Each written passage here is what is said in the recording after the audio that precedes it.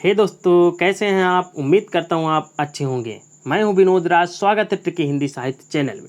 दोस्तों, अभी 2 ही दिन हुए हैं कि नई शिक्षा नीति 2020 लागू कर दी गई है, जिससे एक बहुत बड़ी अपॉर्चुनिटी मिल जाएगी कि इनमें नई शिक्षा नीति लागू होने से लगभग 40 लाख पूरे देश में शिक्षकों की ज़रूरत पड़ेगी और आने वाले समय में शिक्षकों की भर्ती होने वाली है। तो हम देखेंगे कि किन कारणों की वजह से या किन कारणों से नई शिक्षा नीति के लागू होने पर 40 लाख शिक्षकों की ज़रूरत पड़ेगी।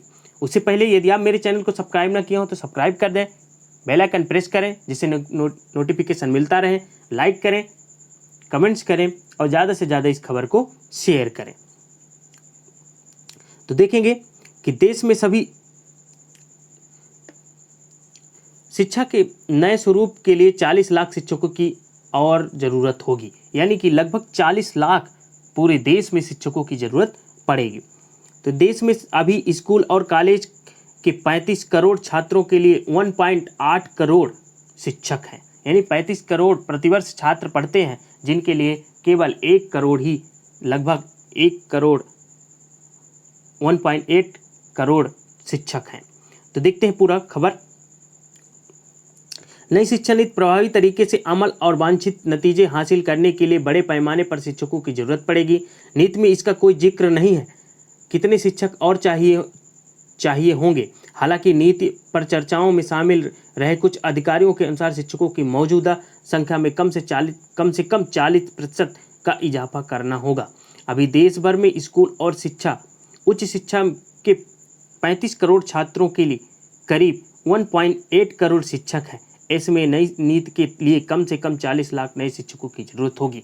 उल्लेखनीय है कि देश में करीब 15 लाख स्कूल, 1028 यूनिवर्सिटी, 41,901 कॉलेज और 10,726 स्टैंड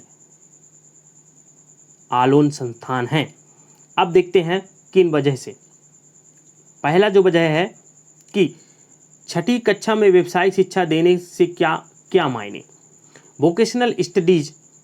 वोकेशनल स्टडीज के 2 कारणों पर जोर दिया गया। पहला है कि अगर बच्चा किसी कारण पढ़ाई छोड़ता है तो वह काम धंधा कर सके। दूसरा, छात्र 12वीं के बाद जो जानकारी प्रैक्टिकल और ज़मीनी पर सीखेगा उसको जानकारी पहले ही वोकेशनल पढ़ाई में दी जा चुकी होगी। वह ज़मीनी हकीकत ध्यान में रखकर आगे स्ट्रीम तय करेगा। अगला है, इसी में कहना है कि मल्टीपल एंट्री एग्जिट की व्यवस्था कैसे मददगार होगी। उच्च शिक्षा में मल्टीपल एंट्री और एग्जिट सिस्टम लागू किया गया है। वर्तमान में बीच में पढ़ाई छोड़ने वालों को पहले के सालों की पढ़ाई का कोई काम नहीं आता। मल्टीपल एंट्री और एग्जिट सिस्टम में 1 साल के बाद सर्टिफिकेट और 2 साल के बाद डिप्लोमा और 3-4 साल के बाद डिग्री मिल जाएगी। और डिग्री तो इसका मतलब ये हुआ कि पहले जो होता था, अभी तक जो पढ़ाई होती थी, यदि हम जैसे ग्रेजुएशन करना है तो ग्रेजुएशन हमारा 3 वर्ष का है, तो यदि हम ग्रेजुएशन 3 वर्ष नहीं पूरा करते तो उस ग्रेजुएशन की डिग्री का कोई वैल्यू नहीं होती थी। लेकिन अब ऐसा नहीं है। नई शिक्षा नीति लागू होने से यदि आप 1 साल के बाद भी पढ़कर छोड़ना चाहते हैं तो आपको सर्टिफिकेट मिल जाएगी, जिसका कहीं ना कहीं उसका मूल्य होगा। एकेडमिक बैंक के माध्यम से इसे क्रेडिट किया जा सकता है। देखा गया है कि उच्च शिक्षा में डिग्री पूरी होते होते कोर्स की मार्केट वैल्यू घटने लगती है। कई बार छात्रों को भी अपना फैसला बदलने का मन हो जाता है। ऐसे में वह पढ़ाई में ब्रेक लिए बगैर अपनी स्ट्रीम बदल सकता है। इससे कम स्तर की पढ़ाई के आधार पर रोजगार की संभावनाओं का लाभ भी मिलेगा। ग्रेजुएशन में प्रवेश परीक्षा की जरूरत होगी। राष्ट्रीय परीक्षा एजेंसी द्वारा उच्च शिक्षा संस्थानों में प्रवेश के लिए कॉमन एंट्रेंस एग्जाम ऑफर किया जाएगा। हालांकि यह अनिवार्य नहीं होगा। हर राज्य का अपना शिक्षा बोर्ड है, वहाँ पढ़ाई, परीक्षा और मूल्यांकन का पैटर्न अलग है, इसलिए उसके ग्रेजुएशन के अलग मानक होंगे। एक्ट्रेस होने पर 12वीं में कम नंबर लाने वाले मेधावी छात्रों को नुकसान नहीं होगा। क्या नए दौर से कुछ नए प्रोफेशनल कोर्स भी सामने आएंगे। Biology, at home virology, health park, scientific एक्टिवमेंट उद्योग बढ़ेंगे, साइकोलॉजी क्षेत्र में संभावनाएं बढ़ेगी, वर्क फ्रॉम होम संबंधी टेक्नोलॉजी विकसित होगी। आर्ट साझा वोकेशनल एकेडमिक में अंतर कैसे नहीं होगा। साइंस का छात्र फर्स्ट ईयर से क्या करेगा, होना होगा। लगातार ट्रेनिंग को भी जरूरत होगी। पाठ्यक्रम में बदलाव करते वक्त किन बातों को ध्यान रखा जाएगा। छठी से वोकेशनल कोर्स शुरू होंगे। इच्छुक छात्र को छठी के बाद इंटर्नशिप करवाई जाएगी। म्यूजिक और आर्ट्स को बढ़ावा दिया जाएगा। इन्हें पाठ्यक्रम में लाएंगे।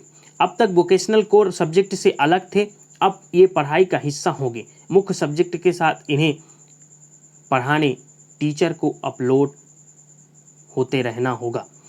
रेगुलेशन का क्या सिस्टम होगा। अभी इंजीनियरिंग के लिए AICTE जनरल डिग्री के लिए UGC मेडिकल और लॉ शामिल नहीं, और पढ़ाई के लिए अलग काउंसलिंग है। अब 4 स्तर पर 4 अलग अलग संस्थाएं कॉलेज का काम देखेंगी। Funding, stand testing, academic regulation के लिए अलग अलग संस्थाएं बनेंगे। संस्था एक दूसरे के काम में दखल नहीं दे सकेगी। 3-6 साल तक के बच्चों पर अनावश्यक दबाव नहीं पड़ेगा। इस उम्र के बच्चे अभी आंगनबाड़ी में जाते हैं, उन्हें मुख्य शिक्षा से जोड़ा जाएगा। इसके कई कारण हैं।